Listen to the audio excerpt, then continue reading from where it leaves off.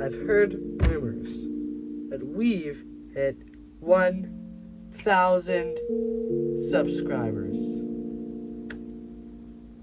What a milestone. That's great. Yeah, I have a different shirt. It's a new day for me. So I have been doing YouTube for around 3 years now, since I just actually had my anniversary. And animation wise, I've been doing that for my first one. I think I did it when I was like 4 years old or something like that, a long time ago. I remember my first animation was this little Lego guy in a bowl of like Play-Doh or some kind of goo, and it was just a simple thing of the Lego guy escaping from the goo. It was actually pretty good for being 4 years old. Flash forward years and years later, when I was about 7 years old or 8 years old, I got my first stickbot.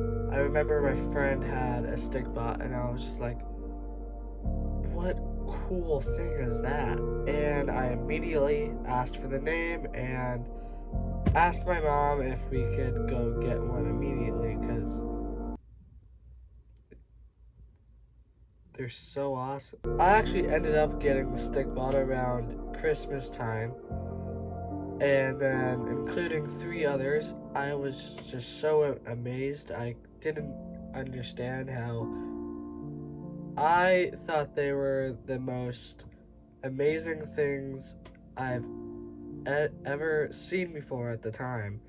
After that, I started getting more stickbots, and very quickly I gained lots and lots and lots of stickbots.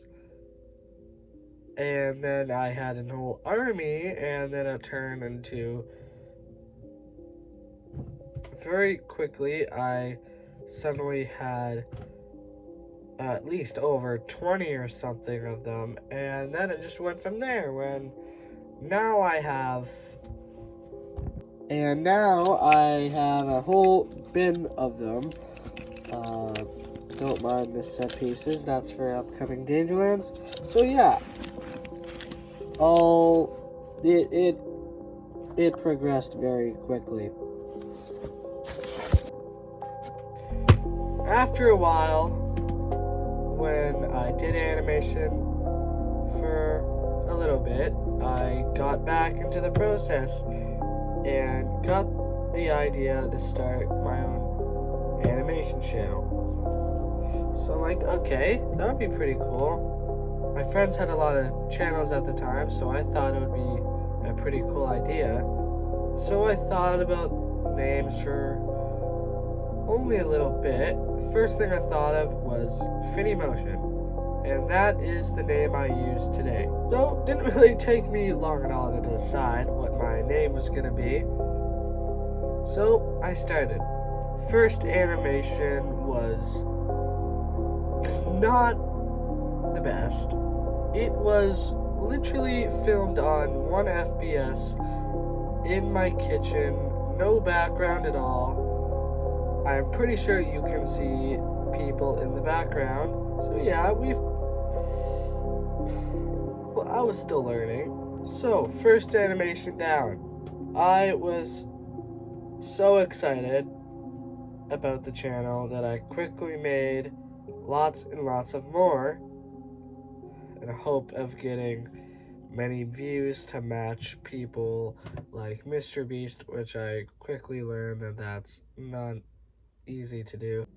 I started to learn how to edit my videos to make them better and enhance them. Slowly but surely, we got to where we are today.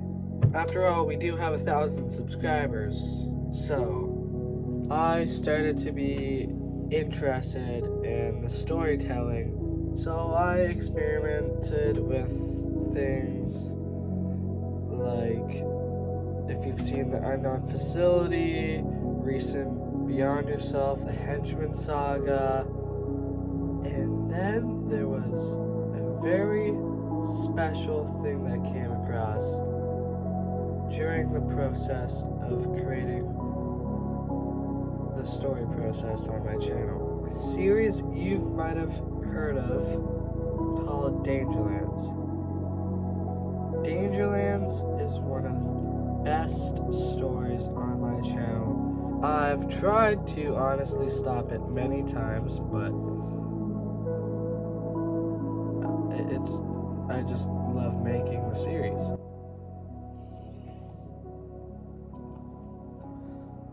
I guess there's just always more to tell,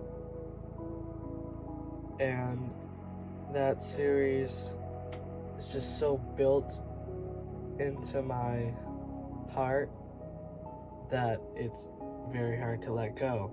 In the series, you see a lot of what Purple Torero goes through to save his friends and stop them from dying to the apocalypse. And it's amazing because no matter how much is happening in a moment, how much people he loses, he has a special connection with Jones, which is basically the replacement of an old friend he had. And throughout the series, he has a special instinct or motive to protect Jones at all costs. He will put his life in front to do whatever he can to save Jones. He has empathy for anyone, a matter of what they've done to him. Around a year ago, I made the Season 7 finale of Dangerlands. Spoiler ahead if you haven't watched it, revolving to the main character of Season 1 to 7 dying finally in the last fight with Purple and, well, the villain. The villain is known as Blue Poppy and is a very complex character, to knowing that he is severely influenced by the people around him and the gang leaders that he faces. But with all that, he still tries to help Purple and his friends around mid-season 7. He actually starts to become a better person because I think I wanted Blue to realize that he could be good. He could be the person he wanted to be, even if you didn't see that at the time, and you weren't really supposed to see that at the time. And I think Purple saw it too. So then they're at the train scene in the finale when they get off the train after it went into a wreck. Blue has the gun against Jones. Purple was shocked. Blue was threatening to kill one of Purple's most valuable items in the world, Jones. Purple almost forgave Blue in a way, even after all he'd done to the group. And then Blue died because of something that clicked in his head. I just want to let you guys know that there are going to be plenty of stories that I continue to make, if it being continued off of Dangerlands or a completely new story. Throughout my journey, I have learned to keep going no matter what happens during the process. If lots of times the world, if you let out your dreams and hopes to the world, then the world might not treat it how you would like. Meaning, if you tell people what you wish, they might not treat it how you want. They might not appreciate it as much as you do, and they might not hold on to that as much as you do. Hear this. In the end, letting out your dreams to the world is like gambling. You never know how the world will respond and is undetermined. Honestly, just better to keep it to yourself as much as you want to tell people. Sure, tell your family members, or your peers, or your friends, but just get ready for the comeback they might give you. I have lots of supportive peers. I also have lots of non-supportive peers who give no care of what I have to offer. But who really cares? Because the world doesn't know what work you've put in, and doesn't need to know what work you've put in. All that matters is your way of thinking and how you're gonna make all of your dreams and hopes happen in real life. So don't let the world take away your great potential. Because who wants to go through life, well, without giving it their all? Some people do.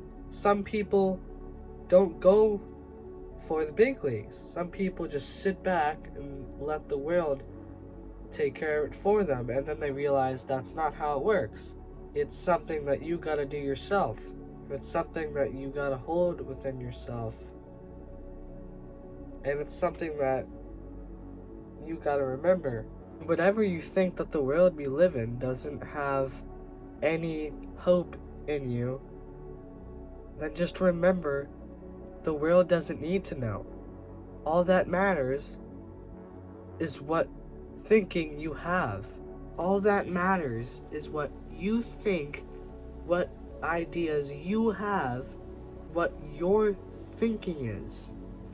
Now get that through your head.